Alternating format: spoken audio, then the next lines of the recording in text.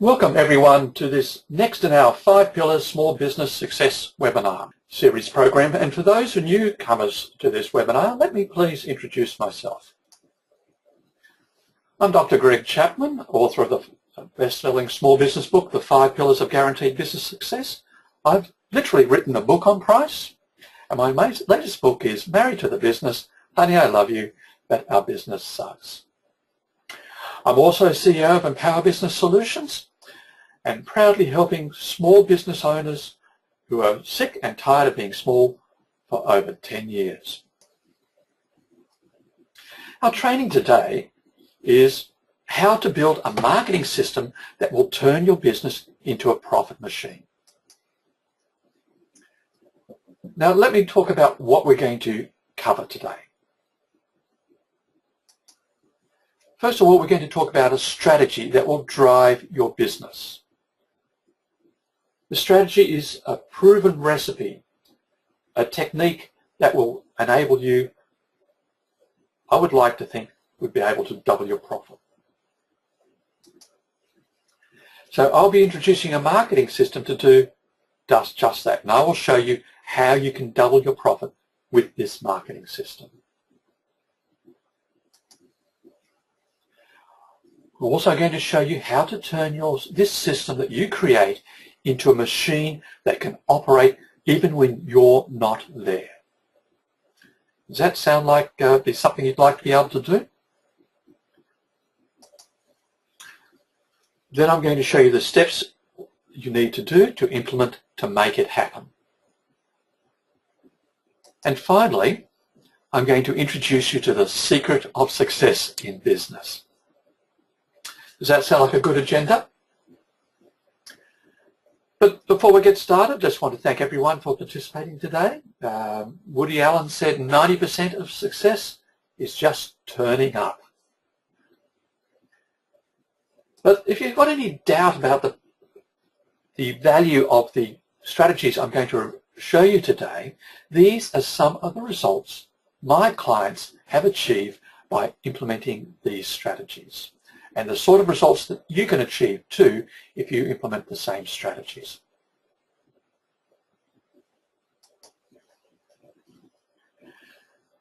So why talk about a marketing machine? In fact, I thought a bit about this while I was away with my wife in Europe on vacation last year in October.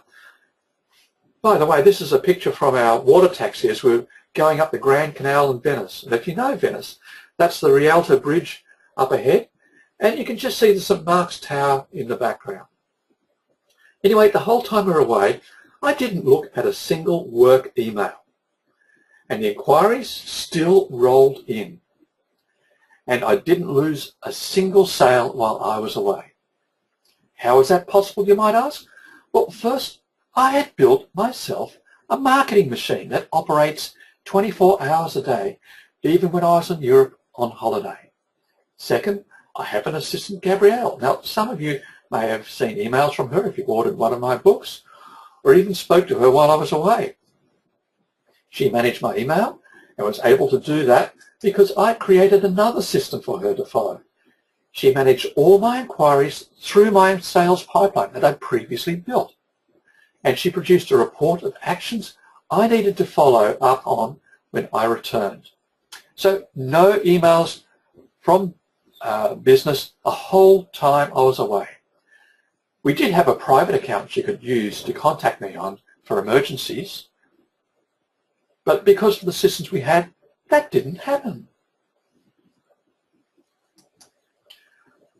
Well, except once she contacted me via text. She did have my mobile and wanted to know about one inquiry which I received while we were travelling through the Swiss Alps by train. This I was able to deal with in about 30 seconds. So for the rest of our holidays, there were no interruptions, and I was confident that my systems and my marketing machine and sales pipeline were functioning while I was away. Is that what it's like while you're on holidays? Do you take holidays through the year?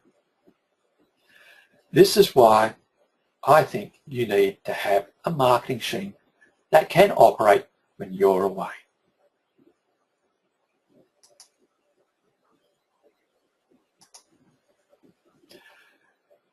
So before we get down to the detail of building a marketing machine, let's talk about how to define your marketing.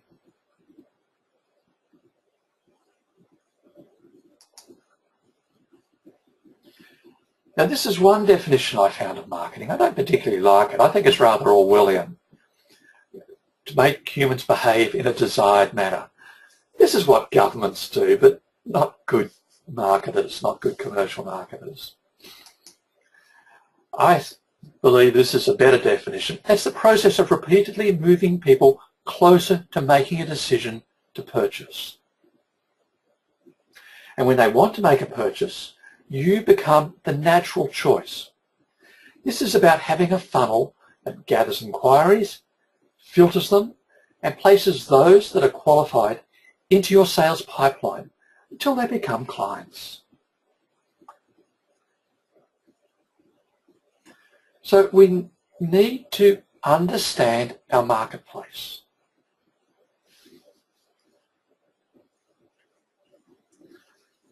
We also need to understand why customers buy from our sector.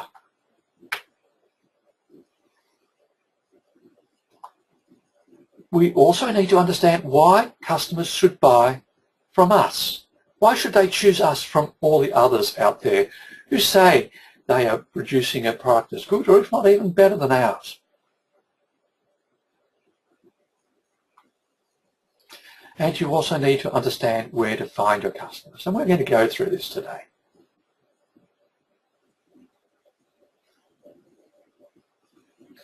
Does your marketplace look like this? We live in a highly competitive marketplace. There is so much noise.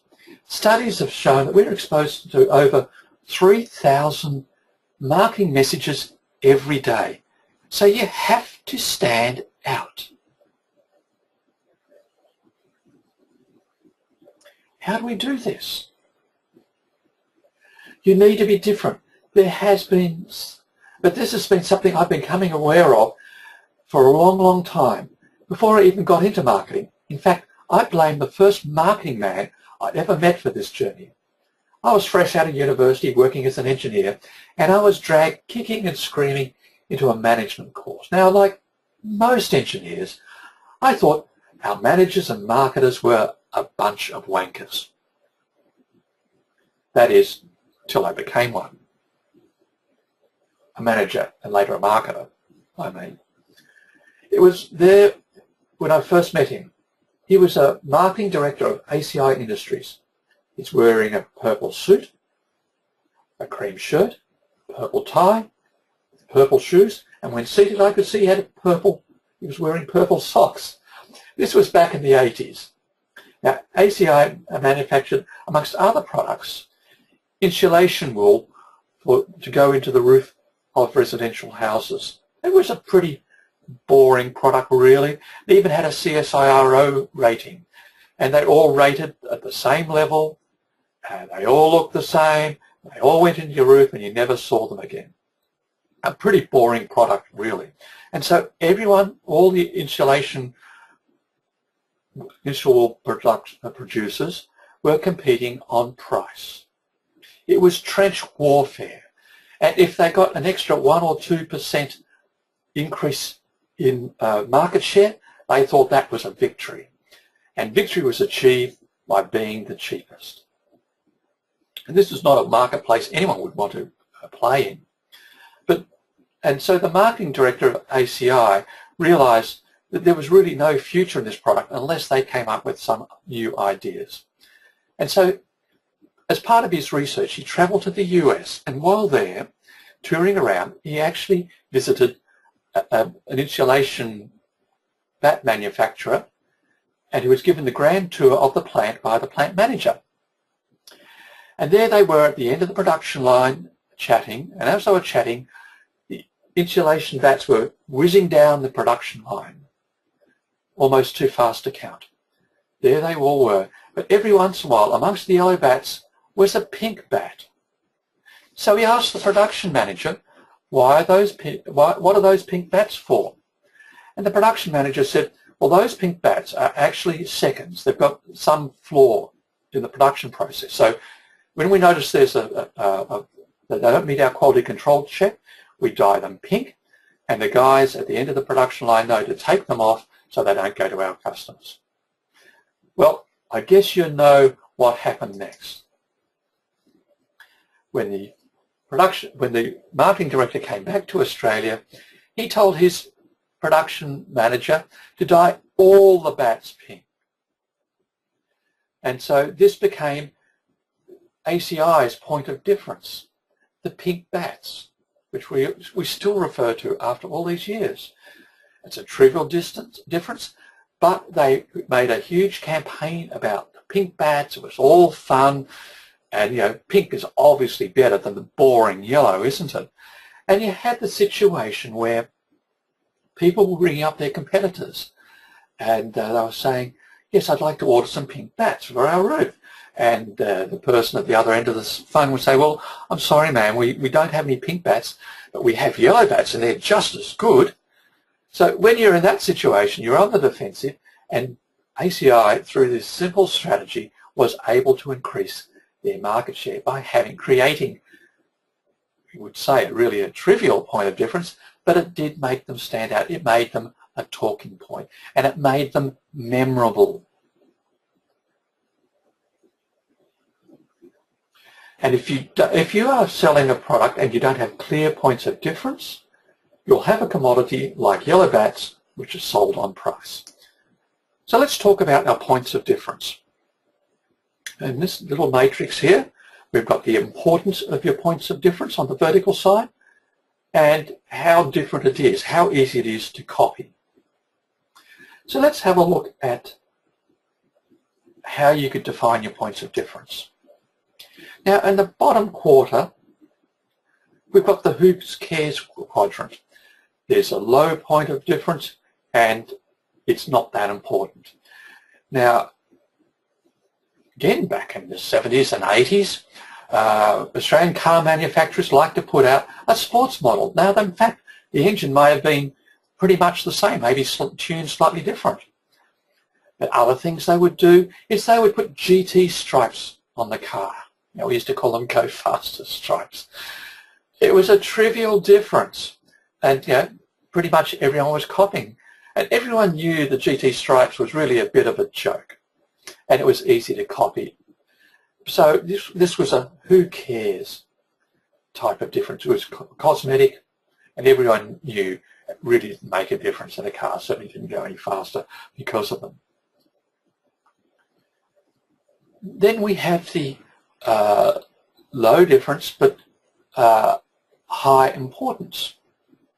And let me give you an example of that, and that's central door locking in cars. It used to be a luxury feature in cars. The luxury models had it. Now pretty much everyone has it. But it's important. If you didn't have central door locking, it's an important feature. It provides security, it provides convenience. And if you didn't have it, people might actually think about not choosing your car, even though it might have had other features. It became a copied feature. Everyone has it, and therefore it's really not a point of difference anymore. It only becomes a point of difference if you don't have it. The next stage of comparison is low importance but high difference. Now, the pink bats, I would say, are a gimmick. And you say, well, surely other people could dye their bats pink or even other colours. But once one person does it, you really can't copy it. Once it's done, someone's got it, someone else has done it, you really can't copy it. It is a gimmick, and everyone knows it's a gimmick, but it still makes a difference. But all the other bat manufacturers are still yellow. So no one's copied it because it would be a Me Too gimmick.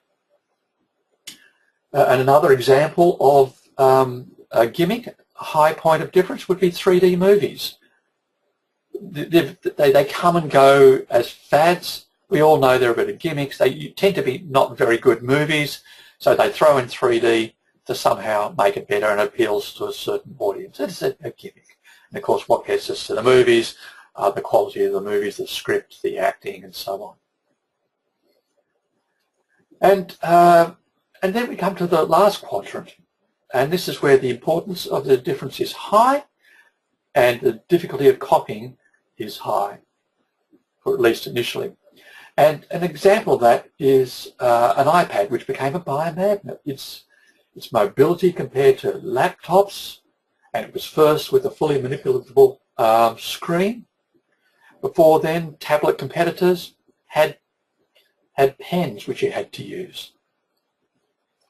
And it's still the most attractive player because of its design features in the marketplace.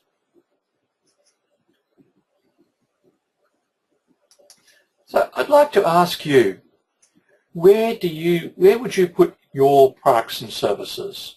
Which of these 4 categories? Now, I'm going to launch a poll now, and you're going to be able to vote in this poll. So I'd like you to select which of these items, which of these best describes your business. So if you could start voting on where you think your business sits. So I'll just wait a few seconds more while people vote. We've got about a quarter of people who vote, so all those others who are sitting there waiting, please vote, and so we can get a fair representation. And I'll share the results. The results will be all anonymous, but you'll be able to see where you sit with other people in this on this webinar. So we've got about 60% voted, so I'll just wait a few more seconds, and all right, so I think we'll close the poll now. Now I'll share the results with you.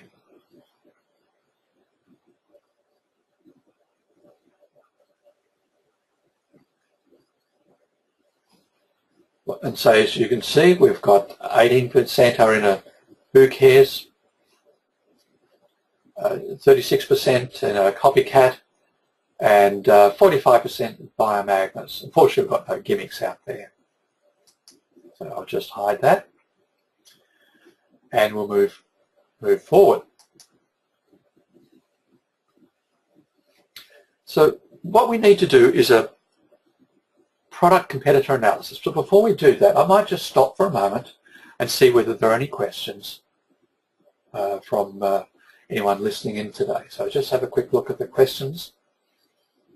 Now, we don't have any questions at this stage, so we'll just move on. But if at any point you have questions, please ask your questions as we go through, and I'll stop periodically. Now, when we do a competitor analysis, it can be difficult because you might be small, they might be big. How do you compare your business with all the others? Now, for some of your buyers, it might be difficult for them to compare businesses, but you probably have a better understanding. And so we need to make a proper comparison between where you are and where your competitors are to better understand your position in the marketplace. So let's have a look at how we do this. So if this is your marketplace, how would we do this? Well, let's first of all look at a product. Now, there are different ways we can do this. I've just talked about dividing a product in these 3 simple ways: low end, middle, luxury. But you could divide your products, your markets in a variety of different ways. But because there are so many different businesses on the line here, I'll just do it in a more generic way, but it should give you some ideas on how you can do it for your business. So let's look at low-end products out there in the marketplace. So what you have to do is survey the marketplace and look at what your competitors are doing before you do this for yourself. So the low end, they're cheap, is the strength. They're cheap. The weakness is they might have a poor finish, they're less reliable, they have fewer features. So these are the sorts of things that you might consider for people providing products at the low end of your market. In the middle level of your market, the strengths might be more features, a bit more reliable, a quality finish, but they're still affordable. And they might have better design than the low-end product. And the weaknesses, well, they still lack the high-cost features that you'd see in a luxury product. And in a luxury product, the strengths are customized luxury. They have the most advanced systems and are the most admired products in their marketplace. And owners buy them with a sense of pride. Weaknesses are, of course, high costs, and there may even be a long delivery time for these sorts of products. So if you're producing a product, dissect your market, not necessarily in this way, and analyze it and then see where you sit. Do your strengths and weaknesses and see where you sit compared with your competitors. Now, of course, you may not be providing a product, you may be providing a service, and of course you can do the same thing with services. So in services, if you're a small competitor, the strength would be that you can deal directly with the owner. There are flexible policies. Small competitors are easier to deal with. Weaknesses, they tend to have weaker systems, they have fewer services, and might be limited after sales. For a medium-sized competitor, they have more services, they have good systems, and they have good after sales, but they are less flexible than the small competitors.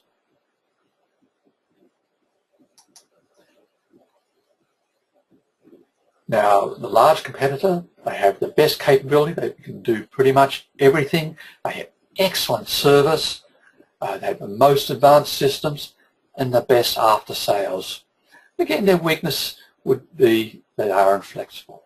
So again, if you are providing a service, analyze your marketplace and then do the same analysis for yourself to see where you sit. And out of this, you can come up with your points of difference.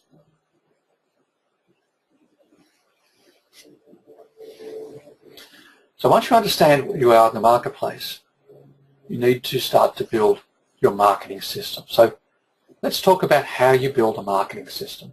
I would like you to write down your gross profit last year. Just take a second and think about what your gross profit was last year. How would you feel if you could double it? Would you like to know how? Well, all right, I'll show you how. Now, I've come up here with a very simple business. Doesn't represent a real business, but the numbers are simple, so you can actually do the arithmetic in your head. So let's imagine a business that gets 50 inquiries a year and converts 40% of those to sales, which means they have 20 sales per year. And let's say the average value per sale is $5,000, and they make 2 sales per customer per year, which produces a turnover of $200,000. They have a profit margin of 25%, so their gross profit is $50,000.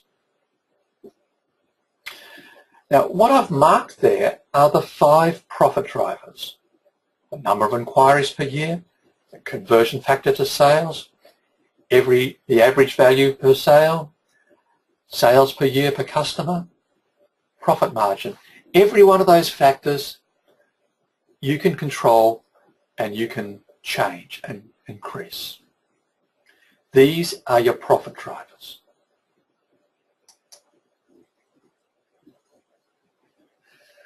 let's say we're going to increase each of our profit drivers by 15%. 15% is not a big number. In fact, if we look at the number of inquiries that go from 50 to 58%, that really doesn't sound 50 to 58 a year. That doesn't sound like a big stretch, does it? Increasing our sales conversion factor from 40% to 46%, that doesn't sound too hard, does it? Increasing our average value per sale by 15% to $5,750, that doesn't sound too difficult either. Sales per year per customer, 2.3 from 2 to 2.3. Again, that doesn't sound difficult. And our profit margin by 15% also. None of these things seem to be a big stretch. So if we did all that, what do you think would happen? We would double our gross profit. I had one client who increased their sales by 400% using this system. Now, you might argue, well, I couldn't increase all my profit drivers by 15%, but you tend to find there is, and that might be true. What I tend to find is that I've never looked at a business that's maxed out on all 5 of its profit drivers. And the key thing here is that we're focusing on 5 areas rather than a single area. We're not depending on a single strategy. And these strategies are multiplicative, not additive, which is why you double your profit with just 15%. And as you look at your profit drivers, there's always a weakest link. Which is the weakest link for you? That's a good place to start, wouldn't you agree? But by having strategies in each of these areas, you can drive your profitability. So let's look at each of these in turn. We're going to look at the number of inquiries per year. What can we do to increase the number of inquiries per year? Well, there are just 4 ways you can increase inquiries. Advertising, public relations, word of mouth, cold calling. And every marketing strategy is in one of these areas or a combination of these 4. So I'm going to just put up another poll now and just see what is your best inquiry source. Where do you get most of your inquiries? So just let me open another poll.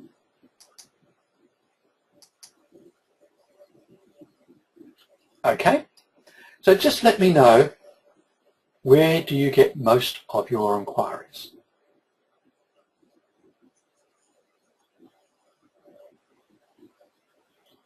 So the numbers are coming in. Just wait a few seconds more.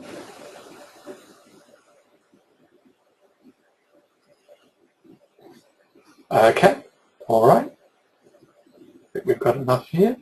Fairly representative. So let's share that with you. As you can see, 16% of you have got advertising, 80% word of mouth, and a few have tried cold calling. But for each of you, looking at where you get most of your inquiries, don't you think it's worthwhile considering the other channels? So that's what we're going to talk about now. So I'll just hide that. And so let's talk about increasing inquiries and advertising. So these are just a few of the channels, the advertising channels, and you could put a long laundry list of advertising opportunities here. So you've got magazines, trade shows, online marketing, your website and online, but outside your website. Social media is so important nowadays, direct mail. There are so many different advertising opportunities, and if you're not using any advertising opportunities, as it appears that most people are depending, for example, on word of mouth, the right sort of advertising may be something you want to consider.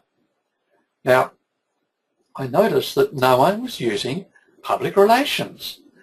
What an opportunity for people on this call today. So what are the things you can do there? Well, you can use sponsorship. You can write articles for magazines. Editors are always desperate for articles, but every month they have to start again with an empty contents page. Associations. Is there something you can do with associations where your clients are members? And of course, testimonials are a form of public relations. What people say about you are better than what you say yourself. And there are strategies to get in the media. Now, it might interest you to know that I'm going to be in the March Clio. I'm being featured in the March Clio. Not in the centrefold, I hasten to add. But there is an article where I've been interviewed by a journalist and quoted. And don't you think that increases credibility? Well, maybe Clio doesn't particularly, but I've also appeared in many other publications from Financial Review, BRW, and all other places. But you know, I just thought I'd never been in Clio before, so I thought that was quite good. Word of mouth. Now we can do a great job and just wait for the world to just wait for our customers to tell the world about us. But you know, there are some people you can do a great job for, and they'll never refer you. And waiting for others to refer you is a passive word of mouth. So all we need is active strategies, creating joint ventures, alliances, having referral incentives with other businesses. And finally, we've got cold calling. Now, I started my business off years ago, cold calling. I don't do it anymore, but you know, I came back from overseas and my networks were all cold. That's the way I started my business. But I just didn't phone up people out of the yellow pages. I actually, I created lists and sent out marketing material to them before I called them. So I had a process behind the cold calling, and you can use direct mail as well.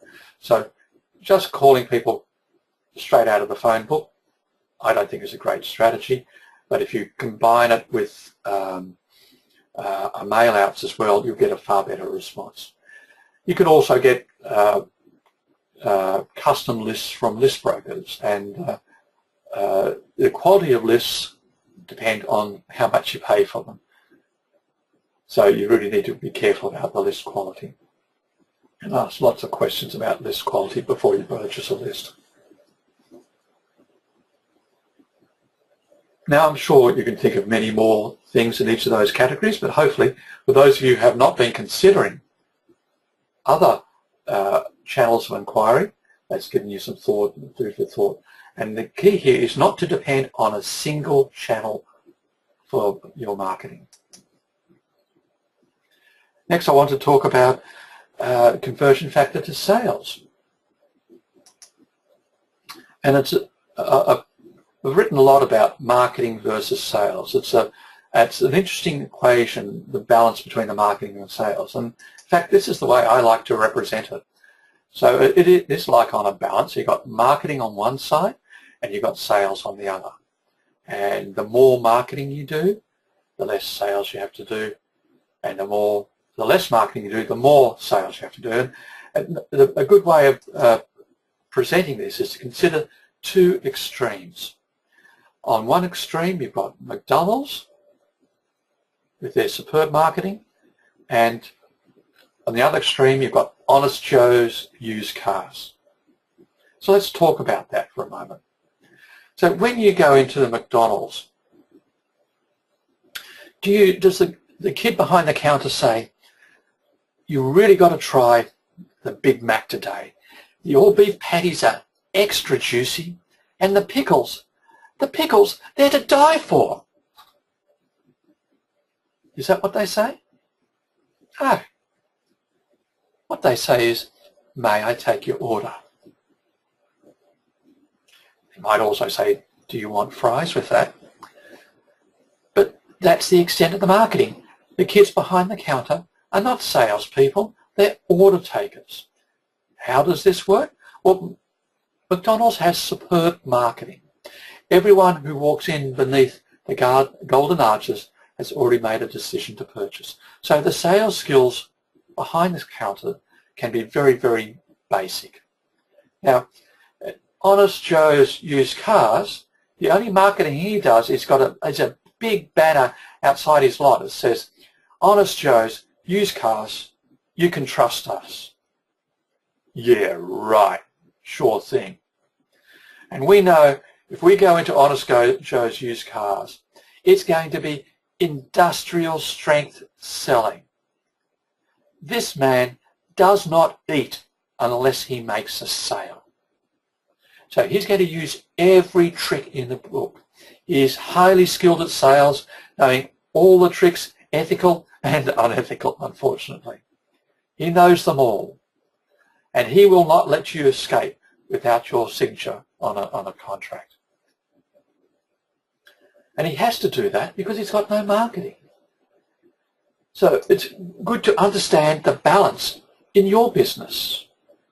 You don't have to be like McDonald's, and I certainly hope you're not like Honest Joe's, but you've got to have a balance and be aware that you've got to do both the marketing and the sales. So if you do a good job of the marketing, on the sales side, you just need to tip the balance. So I say, you don't need to be able to sell ice to Eskimos. In fact, I prefer to sell something to Eskimos that they could really use, like central heating. Then once they've got their central heating, maybe sell them a nice ice maker so they don't have to go outside in the cold to get ice for their drinks. But so selling, this is all about selling smarter with the sales system. And here's a little secret about salespeople. On average, most salespeople are average. So this is what a sales pipeline looks like. So what I recommend is to invest in a sales pipeline, an excellent sales pipeline, so that your average salespeople can produce excellent results when they're trained in using the sales pipeline. So let's have a look at this sales pipeline. It's generic, but it represents what happens in most business. There's an initial inquiry, then an initial consultation, a proposal or quote, and a sale. So is this business doing well or not? Well, let's have a little closer look. Initial inquiry, 1,000 leads, and they lose half of them at the initial inquiry. What is that telling us? Well, it could be telling us a couple of things. It could be telling us our marketing is poorly focused and we're bringing in the wrong kind of lead, and our marketing is largely wasted. Alternatively, it could mean that our handling of that initial inquiry is not very good. We're not managing that initial inquiry well, and we're losing people at that stage. So what you have to do is have a look at the people you've lost and understand whether they're qualified buyers or not. At the other end of the sales pipeline, we've got a proposal. We do 400 proposals, and we get 200 sales. So we lose half. Why do we lose half? Could be a number of reasons. Could be our prices are just too high. It could be we're not very good at closing the sale. It could be that we're trying to sell to the wrong type of people, that the people we're selling to are poorly qualified, that we're dragging people through the sales pipeline just to get them to the quote stage. And you often see this with salespeople because they're measured on how many quotes they do. And so they'll quote anyone. But here's the thing, the longer someone stays in your sales pipeline, the more costly it is for you. So having a sales pipeline, you can do this sort of analysis. I say the sale, you win or lose the sale at the initial consultation. If you do a good job at the initial consultation, you will get most of the sales at that stage. So what we need to do is build a sales pipeline, understand a sales pipeline, and improve it. This is the core of your marketing machine. I have numerous clients who have doubled their sales with this strategy. This is the core of your profit machine. Next, we move to the average value per sale. So this is upsizing. Do you want fries with that? Cross-selling. Would you like a drink with that? Packaging, Happy Meals, checklists. So if someone buys item A, they may also need these other items. So if they walk into a paint shop and they're buying a can of paint, do they need paintbrushes? Do they need sandpaper? Do they need ladders? What else do they need for that painting shop? Do they need drop sheets? So having checklists, you can make sure that they've got everything they need before they leave the paint shop. And back-end sales. So they bought the car, but they'd like an extended warranty. So, and packaging is a great way of increasing your prices.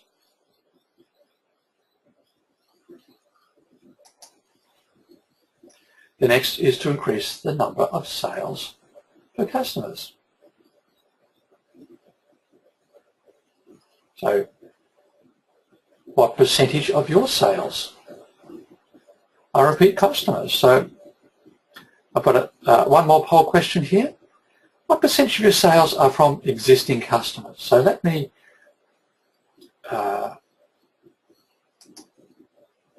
pick the poll and launch the poll. So what percentage of your sales are from existing customers? Less than 10%, 10 to 20%, 20 to 30%, greater than 30%? So let me know, where do you get most of your sales? Okay, all right, well, I think we'll stop it there. Most people have voted. Let's have a look at that poll. So as you can see, there's a group there with less than 10%, and there's a much larger group who get over half their customers from repeat sales. Now, for those of you who get greater than 30% of their sales from repeat customers. Now, for those of you who are in the other half of the audience, is that something to give you a pause to ponder? Now, the best, it's 6 more times easier to make a sale to an existing customer than to a new customer. So let's talk about some of the strategies that you could use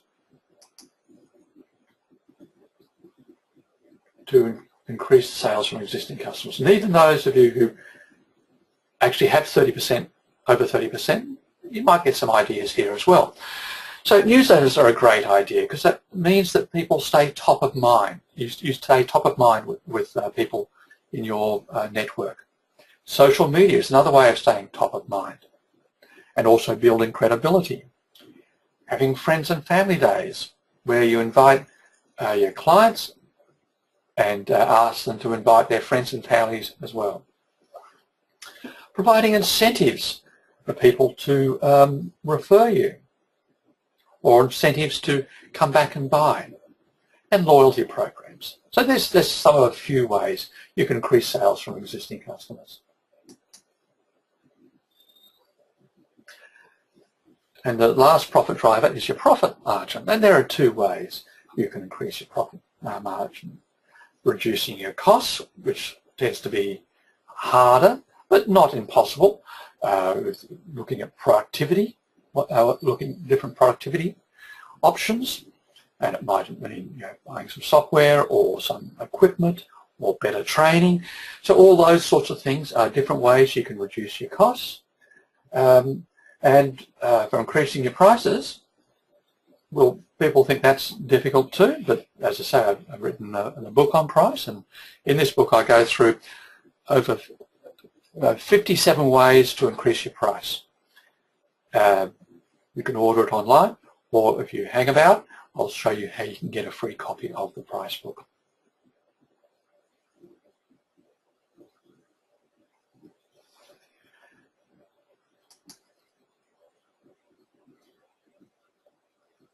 So I think everyone would agree that there are opportunities from every profit driver. And given the range of results we've seen here today, I think everyone could see that they could improve in at least one or two areas in their profit machine. So let me just stop and see if there are any questions. Now, Mark said that he had a problem with the screen gone blank, but I hope it's back to normal, because Mark, I think you're the only person who comment on that, but hopefully the screen is back to normal for everyone. So website inquiries. So Tricia said, what does website inquiries fall under? Well, it is advertising. It's, you know, if we go back to before online, it's like the signage on your shop. So the signage on your shop is a kind of advertising. And your website is your online portal to your business. And in fact, even if people hear about you through word of mouth, the first thing they're likely to do is to check out your website. So if your website's not up to scratch, how much word of mouth are you missing out on? Because people go to your website because they've heard a good story about you, and your website lets you down. Your website is a primary part of your advertising. Ben wanted to know how I got into get into Clio. Well, I have a strategy that attracts journalists looking for stories about small business. And this journalist had found out I'd written a book called Married to the Business, probably from Googling me or Googling couples in business or something like that. And I'm sure the book came up when they were Googling, checked out the book and decided to give me a call because she was writing about how couples work together in business in this clear article. I actually haven't seen the article yet.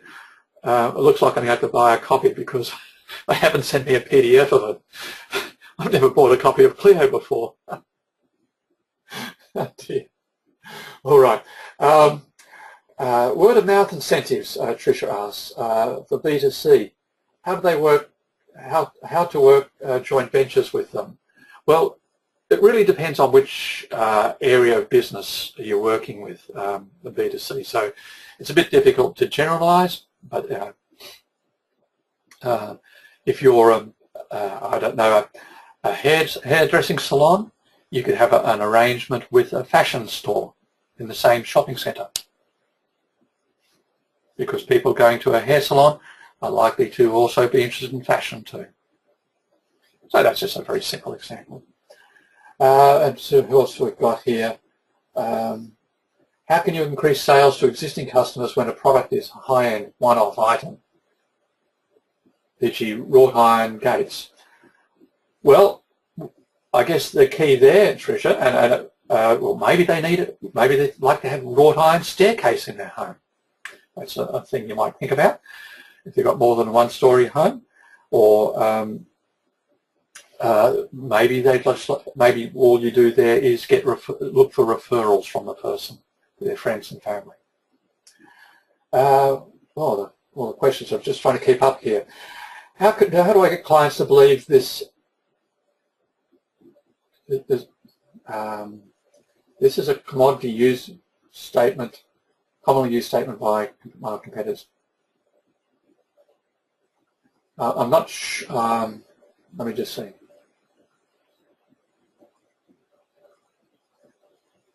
Okay, so Penny said that she's in a constricted competitive market, and but where price is important, but they offer a very good service. So there must be about the service that your clients should value. What is it they value? And that is the thing that you need to talk about. It might be fast turnaround. For some people, fast turnaround is important. Same-day service. Or it might be some other quality aspect of quality. So, but without a further discussion, Penny, it's a bit hard for me to say. And Robin asks, what's a reasonable time to go from startup to a more stable environment? Is it months or years? Well, depends very, very much on the business and individual. And quite often you'll see businesses explode on the scene from overnight. And what you tend to find is the people, those businesses are run by people who've had other businesses and have done a lot of planning before launch. If you're new to business, it will take you longer. There's no question about it. But it just is about persistence and getting out there, being prepared to get out in your marketplace and be visible. And the more you do that, the more the faster your business will grow. And Nirosha has asked, how can I get clients for IT support service business? Well, one way to start, it's amazing. I've mentioned this to a friend of mine in IT. He's asked my advice and he's never taken it up. Well, first of all, you need to have a database, and that's really important. And I've suggested, so build a database is number one. Number two, you might put out a newsletter about issues in IT.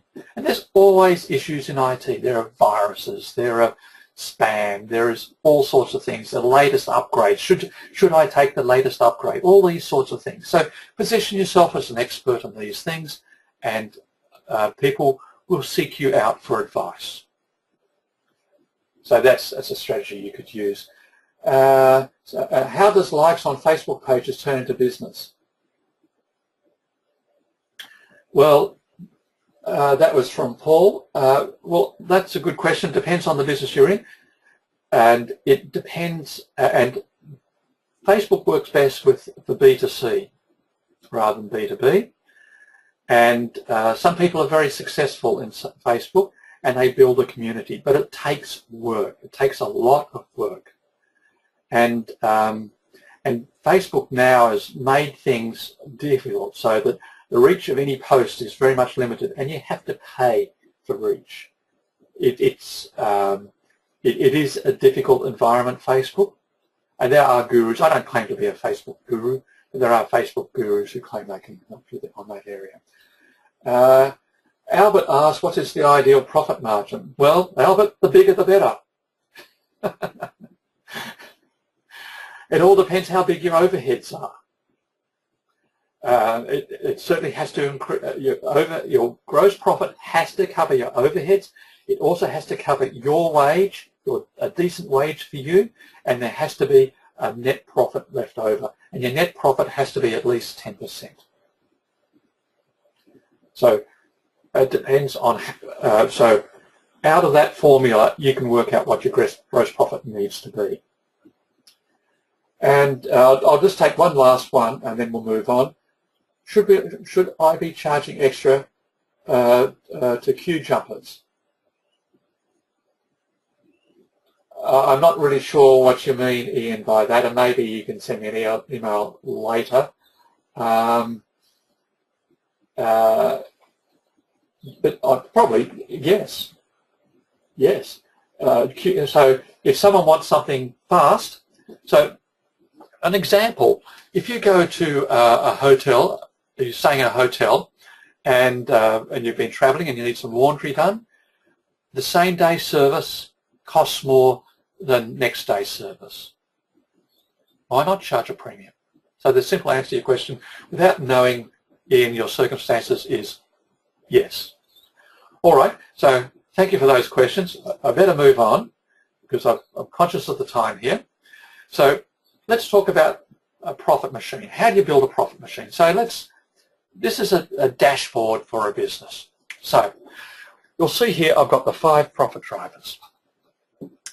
Increase number of inquiries, increase conversion rate, increase average value per sale, increase the number of times you buy, and increase gross profit margin.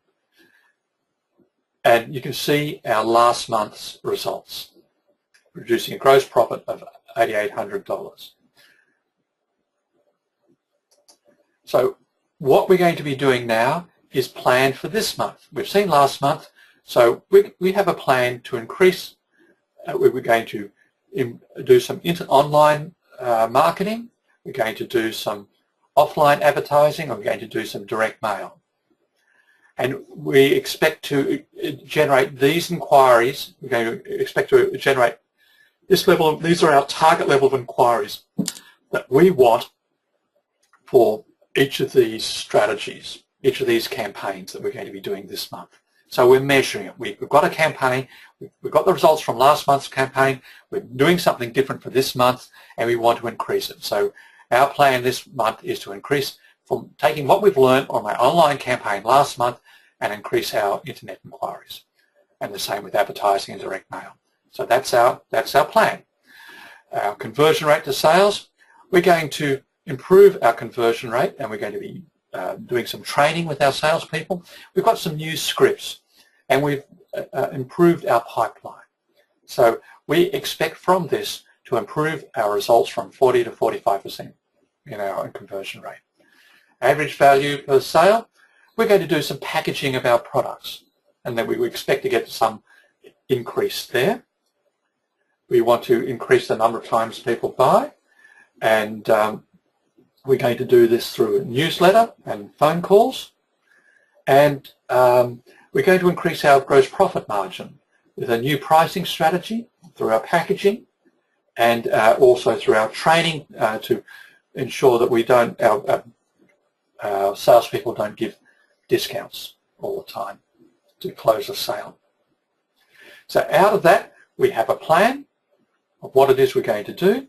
You can give people in your business, this is my plan for you to implement this month.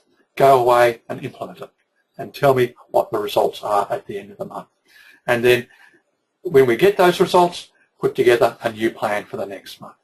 This becomes your machine.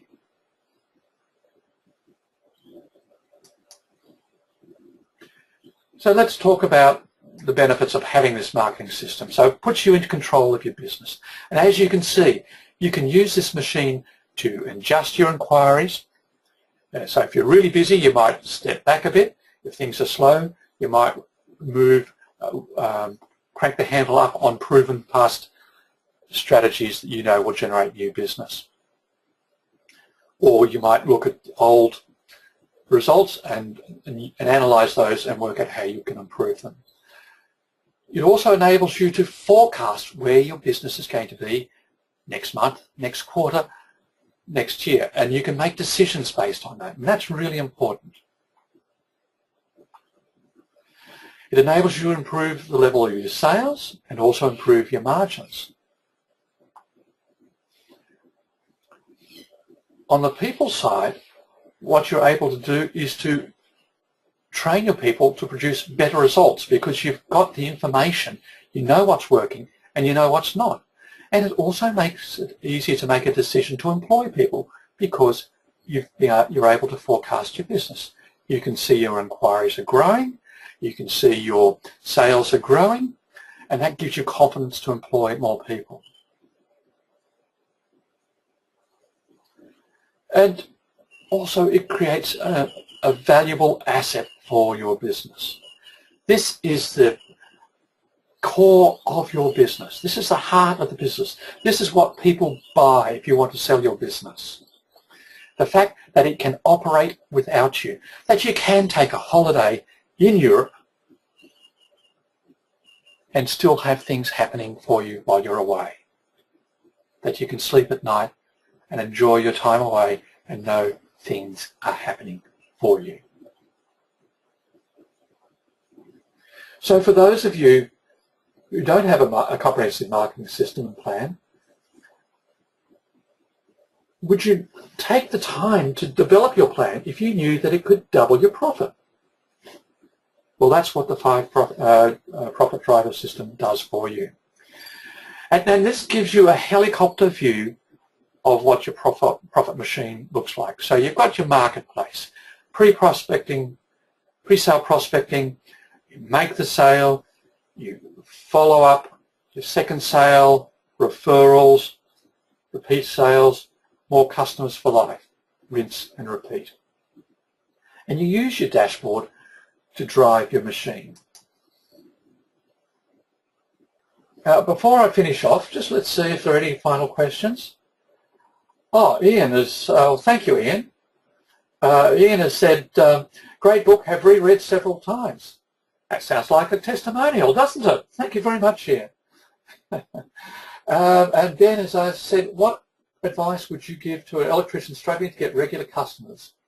Should I pursue single, large customers, i.e. B2B, or smaller, high-end customers, i.e. homeowners? Well, I think you need, I need to have a chat with you, Ben, but I've worked with tradespeople before, and I think you need to start working on word-of-mouth strategies, and I think there are some proactive word-of-mouth strategies I think you could be doing, but without knowing a lot more about your business, it's a bit hard for me to give you advice. There are 2 times to fix the problems in your business.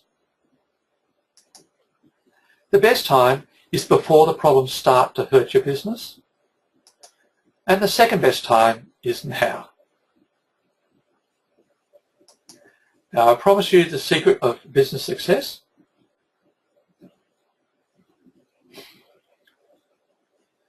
And the secret of business success is you need to be better at developing your business and marketing your services than you are at delivering them. So let me say that again.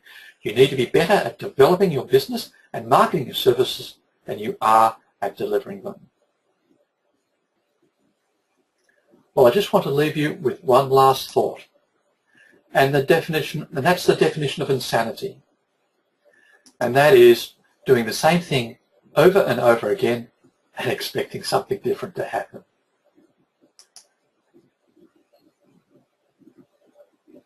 This is Dr. Greg Chapman. Until next month, may your business be as you plan it.